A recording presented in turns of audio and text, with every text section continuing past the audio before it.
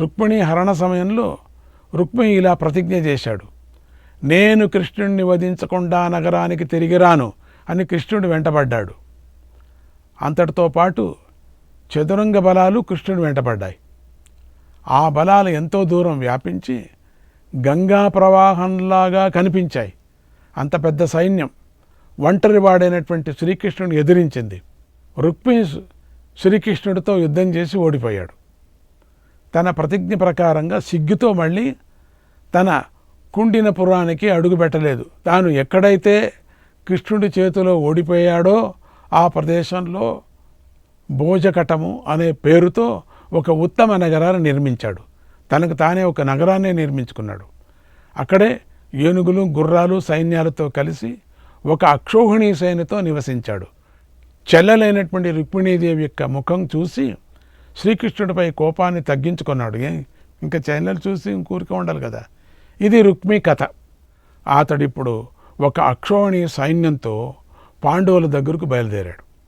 ఆ రుక్మి కవచాన్ని ధనుస్సును ఖడ్గ శరాసనాలను ధరించున్నాడు. అంత పెద్దగా వెళ్ళాడు అక్కడికి.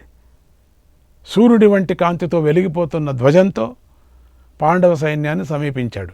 అప్పుడు పాండవులకు రుక్మి వచ్చాడని తెలిసింది. ఎవరు లెక్క పెట్టలేదు రుక్మిని. ధర్మరాజు కృష్ణుడికి సంతోషం కలిగించాలని అతడికి ఎదురు వెళ్ళాడు. ఆదరించాడు, గౌరవించాడు. ఎట్లయినా రుక్మిణి అన్న కదా అని చెప్పేసి పాండవులందరూ రుక్మిణి యథావిధిగా సత్కరించారు, మెచ్చుకున్నారు. రుక్మి కూడా వారిని ఆదరించాడు. సైనికులతో సహా విశ్రాంతిని పొందాడు. తర్వాత వీరులందరి మధ్యలోనూ కూర్చొని ఉన్నటువంటి అర్జునుడితో గర్వంగా ఇలా అన్నాడు, ఓ అర్జున, యుద్ధమంటే భయపడకూడదు, వీరులను చూసి వణికిపోకూడదు. తెలుసా నీకు? అది చెప్పడానికి వచ్చా నీకేదో భయం ఉన్నట్టుంది. అర్జున, భయపడకూడదు. యుద్ధం అన్నప్పుడు ఎప్పటికీ భయపడకూడదు. అస్త్రాలను శస్త్రాలను చూసి దిక్కులను చూస్తూ బెదిరిపోకూడదు. నువ్వేదో దిక్కులు చూసినట్టుగా ఉన్నావు, అట్లంతా బెదిరిపోకూడదు. కనుక నువ్వు భయపడితే చెప్పు, నేను నీకు యుద్ధంలో సహాయం చేస్తాను. భయం అనేది నీతో ఉందా? చెప్పేశాయి. అసలు నేను నీకు సహాయం చేయటం కోసమే ఇక్కడికి వచ్చాను తెలుసా. నేను నీ శత్రువులతో యుద్ధం చేసి నీ భయాన్ని పిరికితనాన్ని పోగొడతాను. నీ శత్రువులు నేను ఎదుర్కోలేని విధంగా నీకు సహాయం చేస్తాను తెలుసా. ఈ లోకంలో నాతో సమానమైన పరాక్రమవంతుడు ఎవడూ లేడు. నిన్ను రక్షించడానికి వచ్చాను. మిగతా వాళ్ళని ఎవరిని నమ్మద్దు. నువ్వు ఇక్కడ ఉండే వాళ్ళని ఎవరిని కూడా నన్ను నమ్ము. నేనెవరని తెలుసుకో. నువ్వు యుద్ధంలో నాకు అప్పగించిన శత్రువులతో యుద్ధం చేస్తాను. నువ్వెవరు చెప్పు, ఎవరి మీద బొమ్మంటావో చెప్పు, యుద్ధం చేస్తాను. వారిని సంహరిస్తాను. నీకు విజయం సాధించి నేను పెడతాను. నా ఎదుట ద్రోణుడు, కృపుడు, భీష్ముడు, కర్ణుడు మొదలైన వీరులు నిలబడలేరు తెలుసా. ఒకవేళ ఎవరైనా ఎదురు నిలబడి యుద్ధం చేస్తే నేను ఒక్కడనే వారిని సంహరిస్తాను. ఈ భూమినంతా నీకు సమర్పిస్తాను. చెప్పు, ఏమేం కావాలో నీకు చెప్పు, ఏ భూమి కావాలో చెప్పు. అందుచేత నా సహాయం నీకు అవసరం, అందుకని నేను వచ్చా. నా అండ నీకు అవసరం, నేనే నీకు అవసరం. భయపడకు, నేనున్నాను. నీకెందుకు? ఏమన్నా నా వయసులో చిన్నవాడివి నువ్వు, నేనున్నాను కదా. నన్ను నీ పక్షంలోకి చేర్చుకో. నన్ను చూసుకొని నువ్వు యుద్ధం చేయి. నువ్వు గెలుస్తావు. నేనుంటే గెలుస్తావు, నేను లేకపోతే ఓడిపోతావు అని ధర్మరాజుతో కృష్ణుడు రాజులందరూ వింటూ ఉండగా అతి గర్వంగా మాట్లాడాడు. అప్పుడు అర్జునుడు ఆ గర్వం మాటలు విని కృష్ణుడిని ధర్మరాజును చూసి నవ్వుతూ ఇలా అన్నాడు, ఓ వీరుడా, నేను కురు వంశంలో పుట్టాను. అందులోనూ పాండురాజుకు పుత్రుడనై పుట్టాను. ద్రోణాచార్యుడికి శిష్యుడిని అయ్యాను. కృష్ణుడి సహాయాన్ని పొందుతున్నాను. గాంధీవాన్ని చేతితో పట్టుకొని ఉన్నాను. నాలాంటి నాకు భయమా? నేను భయపడుతున్నాను అని నీకు ఎవరు చెప్పారు? ఏం మాట్లాడుతున్నావు నువ్వు అసలు? ఓ వీరుడా, కౌరవుల ఘోషయాత్ర సమయంలో నేను బలవంతులైనటువంటి గంధర్వులతో యుద్ధం చేశాను. నీకు అది తెలుసా? అసలు నా కథ కూడా నీకు తెలియదు. ఆ సమయంలో నాకు ఏ మిత్రుడు సహాయం చేశాడు? నువ్వు ఎక్కడ పోయింటావు? అప్పుడు నువ్వు ఎందుకు రాలే? అప్పుడు నేను భయపడే యుద్ధం చేశానా? పోనీ భయపడ్డానా? కాండవ వనంలో దేవదానవులతో యుద్ధం చేశాను తెలుసా నీకు? శత్రు సంహారం చేశాను, వినే ఉంటావు. అప్పుడు నాకెవరు సహాయం చేశారు? నువ్వు వచ్చావా? రుక్మి, నువ్వు వచ్చావా? నువ్వు అప్పుడు నేను వణికిపోతూ యుద్ధం చేశానా? అర్థం కాలే నీకు? అలాగే అతి భయంకరులైనటువంటి నివాత కవచులు కాలికేయులైనటువంటి రాక్షసులతో యుద్ధం చేశాను, అది నీకు తెలుసా? అప్పుడు నాకెవరు సహాయం చేసి? నువ్వు వచ్చావా? మీ నాన్న వచ్చాడా? ఎవరు వచ్చారు? అప్పుడు నేను భయపడ్డానా? అలాగే విరాట నగరంలో పెద్ద కౌరవ సైన్యంతో నేను చాలామంది వీరులతో ఒంటరిగా పోరాడాను, నువ్వు వచ్చావా? అప్పుడు నాకు ఎవరు సాయం చేశారు చెప్పు? యుద్ధంలో విజయం సాధించాలని ఇంద్రుణ్ణి, రుద్రుణ్ణి, యముణ్ణి, కుబేరుణ్ణి, వరుణ్ణి, అగ్నిని, కృపాచార్యుణ్ణి, ద్రోణాచార్యుణ్ణి, శ్రీకృష్ణుణ్ణి ఆరాధించాను తెలుసా? తేజస్సు గల దివ్యమైన గాంధీవాన్ని ధరించాను. నా దగ్గర అక్షయ బాణాలతో నిండినటువంటి అమ్ముల పొదలు ఉన్నాయి. నేను దివ్యాస్త్రాలను పొందాను. నువ్వెక్కడ పొందావు? గాంధీవం పొందితే అయిపోతుందా? సాక్షాత్ ఇంద్రుడి ముందు నిలబడినా నాలాంటి వాడు భయపడడు అని ఇలా చెప్పుకోవటం వల్ల నా కీర్తి నశించదు, అందుచేత నేను భయపడతాను అనే మాట నీకు చెప్పాలా? నేనేమైనా చెప్పంపించానా నీకు? ఎప్పుడైనా చెప్పానా? వెళ్ళు, నాకు నీ సహాయం అక్కర్లేదు, నీ ఇష్టం వచ్చిన చోటుకి వెళ్ళి ఇక్కడి నుంచి లేయి పైకి. నేను కూర్చోబెట్టిందే ఎక్కువ నీతో, ఎవరితో అయినా కలుపు, నువ్వు ఎక్కడి నుంచి వెళ్ళు అన్నాడు అర్జునుడు. లేస్తావా లేదా అన్నాడు.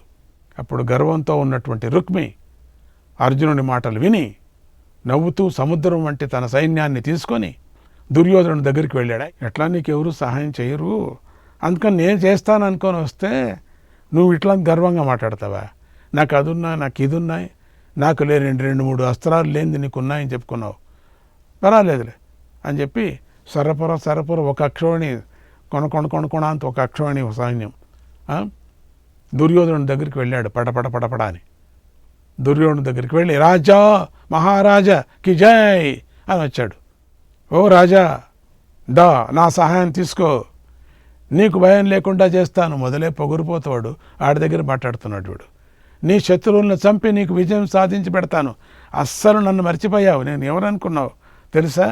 అసలు నా పేరు చెప్తే వణికిపోతాడు అర్జునుడు తెలుసా? వణికిపోతాడు ధర్మరాజా. అన్యాయంగా నా చెల్లెల్ని ఎత్తుకుపోయాడు కృష్ణుడు. వచ్చి వాళ్ళందరినీ చూడు ఏం చేస్తాను, నీకు విజయం చేసి పెడతాను అన్నాడు.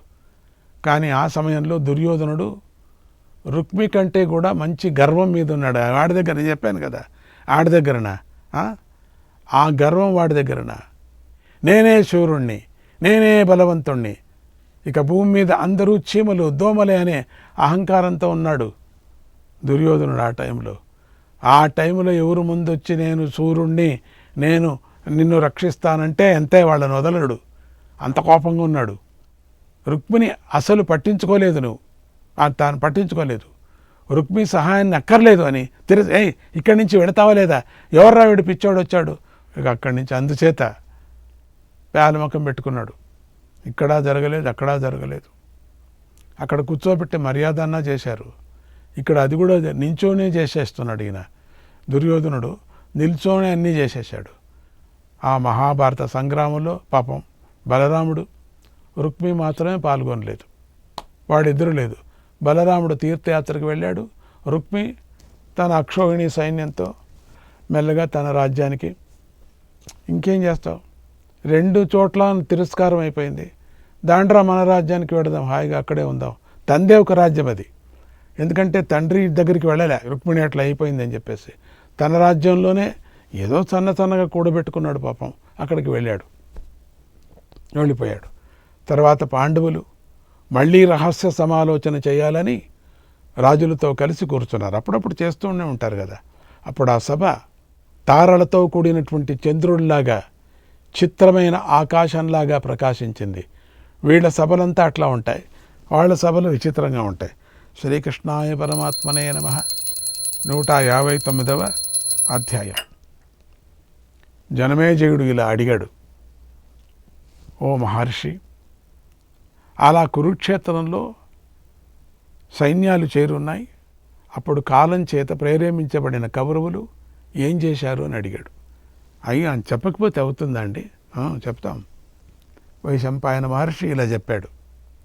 ఓ జనమేజయ, ఇలా ఉభయ సైన్యాలు వ్యూహ రచనలతో నిలబడ్డారు. యుద్ధం చేయటానికి ఇరుపక్షాలు సైన్యాలు కురుక్షేత్రంలో సిద్ధమయ్యాయి. ఆ సమయంలో ధృతరాష్ట్రుడు సంజయుడితో ఇలా అన్నాడు. ఓ సంజయ, ఇలా రా.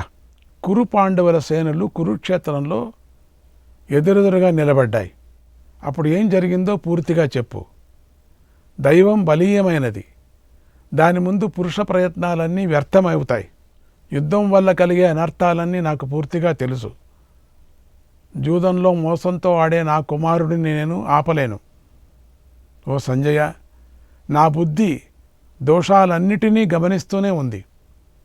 కానీ నేనెంత గుర్తించినా నా బుద్ధి దుర్యోధనుడిని చూడటంతోనే కలవటంతోనే మారిపోతూ ఉన్నది. వాడొచ్చి నన్ను చూస్తూనే మారిపోతుంది. వాడొచ్చి నన్ను దగ్గర ముట్టుతూనే నా మారిపోతుంది. ఏమిటో కరెంటు కొట్టినట్టు అవుతుంది. వాడొచ్చి నన్ను కౌగిలించుకోవటం కానీ, నా కాళ్ళు ముట్టడం కానీ, నా చేతులు ముట్టడం కానీ, దుర్యోధనుడు ముట్టుతూనే నావంతా ఏమేమి నేను ఆధ్యాత్మికంగా పరమాత్ముడి కృప ధర్మము నేర్చుకొని నాకు 10 మంది చెప్పింది సరి అనుకుంటూనే అన్నీ కూడా ఏట్లో హోమం చేసినట్టు అయిపోతాయి. అన్నీ పోతాయి, కొట్టుకపోతాయి. అది ఏంటో సంజయ, ఈ పరిస్థితిలో జరగవలసింది తప్పకుండా జరిగి తీరుతుంది. కానీ యుద్ధంలో శరీరాన్ని సమర్పణ చేసే క్షత్రియ ధర్మాన్ని ఆచరించటం ద్వారా క్షత్రుడికి గొప్ప గౌరవం కలుగుతుంది అన్నాడు. అప్పుడు సంజయుడు ఇలా చెప్పాడు. మహారాజా, నీకు తగిన విధంగానే నువ్వు అడిగావు. నువ్వు తెలుసుకోవాలి అనుకుంటున్న ప్రశ్నకు సమాధానం నీ దగ్గరే ఉంది. నేను దాచకుండా చెప్పే మాట విను. యయాత్మనో దుశ్చరితాత్ అశుభం ప్రాప్నుయాన్నరః నసకాలం నవా దేవాగా నేన సాగంతు అర్హతి. మానవుడు తన చెడు ప్రవర్తన ద్వారా పొందే ఫలితాలను కాలంపైనే దేవతలపైనే మోపకూడదు. నిందారోపణలు చేయకూడదు. అది తగినది కాదు. ఓ మహారాజా, ఇతరులతో కలిసి చెడు ప్రవర్తన కలిగి నిందిస్తూ ఉండే మానవుడు పాపాత్ముడు. అతడు అందరి చేత చంపదగినవాడు. నువ్వు ఉపేక్షించడం చేత అప్పుడు పాండవులు వారి అనుచరులు జూదంలో ఎన్నో అవమానాలు పొందారు. అప్పుడు ఉపేక్షించావు, అప్పుడు అన్యాయం చేశావు. ఇప్పుడేమిటి ఊరికే అనుకుంటే ఏం ప్రయోజనం? నువ్వు ఎంత నీతి చెప్పినా ఇప్పుడు అనుకున్న ప్రయోజనం లేదు. ఎంత గొప్పవాడైనప్పటికి కూడా అప్పుడు చేసిన తప్పు ఏమీ చేయలేదు. నువ్వు ఏం చేస్తే వస్తుంది? ఇప్పుడు పోయింది మానవంతా. అప్పుడు నువ్వు ఆపిండింటే నువ్వు కురువంశంలో మహాచక్రవర్తి అయిపోయేవాడివి, గుడ్డివాడైనా కూడా. అప్పుడు ఆపలేను. అప్పుడు కొడుకు చేసిందే సరి అన్నావు. ఇప్పుడు జరిగే యుద్ధంలో గుర్రాలు, ఏనుగులు, వీరులైన రాజులు నశిస్తారు. సంపూర్ణంగా నాశనం జరుగుతుంది. ఆ వృత్తాంతాల సంఘటనలు ఉన్నది ఉన్నట్లుగా నీకు చెబుతాను. అదంతా నువ్వు స్థిరమైన చిత్తంతోనూ శ్రద్ధతోనూ వినటానికి సిద్ధంగా ఉండు. నహేవ కర్త పురుషక కర్మణో శుభ పాపయోగో అస్వతంత్రో హి పురుషక కార్యతే దారు యంత్రవత్. నిజానికి మానవుడు పుణ్యపాపాలకు తాను కర్త కాడు, స్వాతంత్రుడు కాడు. అతడు ప్రారబ్ధాలకు ఆధీనుడై ఉన్నాడు. కేవలం చెక్కబొమ్మలాగా ఉన్నాడంతే. ప్రారబ్ధమే ముఖ్యం. చెక్కబొమ్మలాగా ఉన్నాడు అంటే తోలుబొమ్మలాగా ఆడుతుంది అంతే. యంత్రం తిప్పినట్లుగా గిరగిరా తిరుగుతూ ఉన్నాడు. కొందరు ఈశ్వరుడి ప్రేరణ చేత పనులు చేస్తూ ఉన్నారు. కొందరు ఈశ్వరు యొక్క ప్రేరణ ఏమవుతుందో అది చేస్తున్నారు.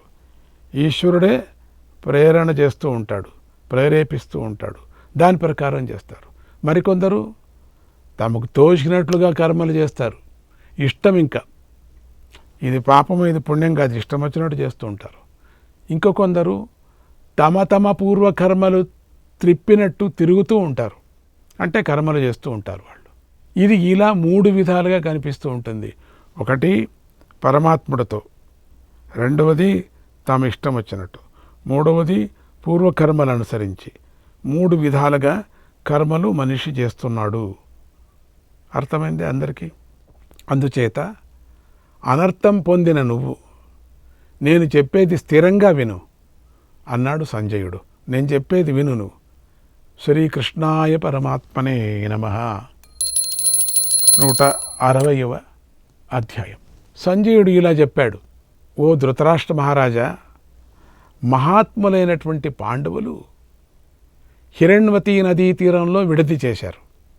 మహాత్ములైన పాండవులు హిరణ్వతీ నదీ తీరంలో విడది చేశారు. అంటే అక్కడి నుంచి సైన్యాలు పంపుతుంది చెప్పాను కదా, ఒకటి వెనక రావటం, అక్కడ రెస్ట్ తీసుకోవటం, మళ్ళీ వెళ్ళటం. అంటే 24 hours జరుగుతుందని. కౌరవులు కూడా మరో ప్రక్క విడది చేశారు. రాజైన దుర్యోధనుడు తన సేనంతా నిలిపాడు. రాజులను అందరినీ ఆదరించాడు. 9 రథాలు, 9 ఏనుగులు, 27 గుర్రాలు, 45 మంది పదాతి సైనికులు గల సేనను గుల్మము అంటారు. రాజులందరిని రక్షించటానికి గుల్మాలను నియమించాడు. కేవలం రాజులను రక్షించడానికే కొన్ని సైన్యాన్ని పెట్టాడు. ఇలా యోధుల రక్షణకు తగిన ఏర్పాట్లు చేసి దుర్యోధనుడు కర్ణుడిని, దుశ్శాసనుడిని, శకుని పిలిపించి మంతనాలు చేశాడు. అది చేయక తప్పదు కదా మంతనాలు. అంటే రహస్య మాటలు యుద్ధభూమిలో జరపాలి కదా. పాండవులను తన మాటల ద్వారా రెచ్చగొట్టి వారి బలాన్ని, వారి ఉత్సాహాన్ని, వారి తేజస్సును తన కఠినమైన మాటల ద్వారా నాశనం చేయాలని సంకల్పించాడు. కొంతమంది మనుష్యులు ఎదుట వారి కఠినమైన మాటల ద్వారా తేజోవదను పొంది తమ బలాన్ని, పరాక్రమాన్ని కూడా కోల్పోయి బలహీనులవుతారు.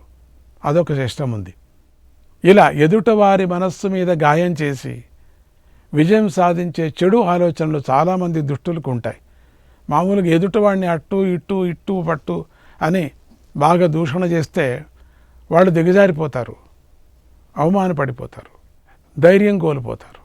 దుష్టుల యోచన అట్లా ఉంటుంది. ఎదురు వాళ్లను ఓడించటమే వాళ్ళ ఉద్దేశంతో పౌరుషమైన మాటలు పలుకుతారు, వాళ్ళని దిగజారేటట్టు చేస్తారు. ఈ దుర్యోధను కూడా ఇక్కడ అలాంటి దుష్ట ఆలోచననే ప్రయోగిద్దామని ఉపాయాన్ని పన్నాడు. శకుని కొడుకైన ఉలూకుడిని ఏకాంతమైన ప్రదేశానికి పిలిపించాడు. ఉలూకుడు శకునిలాగే ఉంటాడు. ఉలూకుడు ఓబోయ్, ఈయన్ని చూడలేదు మనం ఇంతవరకు, ఇప్పుడు వచ్చాడు. ఏకాంతమైన ప్రదేశానికి పిలిపించి ఈ ఉపాయాన్ని వాడికి చెప్పి ఇలా అన్నాడు: ఓ ఉలూకా, నువ్వు సోముకులు అనేవాళ్ళు సైనికులతో కలిసి నువ్వు వెళ్ళు. అక్కడ శ్రీకృష్ణుడు వింటూ ఉండగా ఇలా నా మాటను చెప్పు. సంవత్సరాల తరబడి చర్చలలో నలుగుతున్నది లోక భీకరమైనదైనటువంటి యుద్ధం ఇప్పుడు వచ్చేసింది. మీరు కృష్ణుడి సహాయాన్ని పొందారు. సోదరులతో కలిసి గర్జనలు చేస్తూ మిమ్మల్ని మీరు పొగుడుకుంటున్నారు. మీరు సంజయుడితో పలికిన ప్రతి మాటను సంజయుడు కౌరవ సభలో వినిపించాడు. ఆ మాటలు నిజమని నిరూపించండి.